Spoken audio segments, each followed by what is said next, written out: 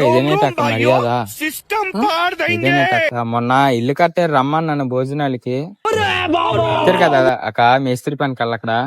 మేము ఇప్పుడు వచ్చాం, మొన్న వచ్చారు కదా అక్క, బాబాయ్ అయినా మీరు వచ్చారు కదా. ఏ బాబాయ్? ఆ బాబాయ్ నిజంగా వచ్చారు కదా అక్క, బట్టలు అన్ని కొనిసి ఉంచాము. రాలేదు కానీ నిజంగా అక్క వచ్చారు కదా అక్క, మర్చిపోయి ఉంటారు, గుర్తు తెచ్చుకోండి. కొత్త ఇల్లు దిగాము. నీ కొత్త ఇంక రాలేదు ఇప్పుడు. వైజాగ్ కొత్త కాదక్క. ఎల్లయ్యా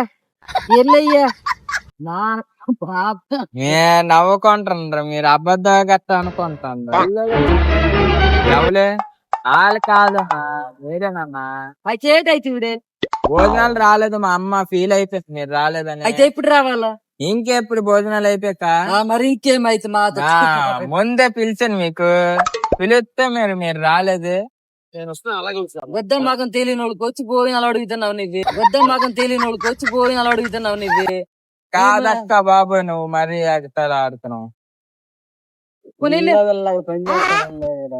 ఎవలే మీ వాళ్ళ కాదన్నా, మీకన్నా పిలిచాను. కొత్త ఇల్లు దిగమన్నా.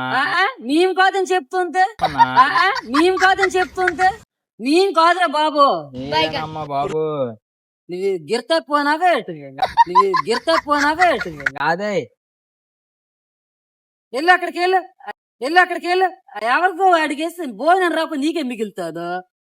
మా అమ్మ మీకోసం ఎక్కువ వండించింది. తాము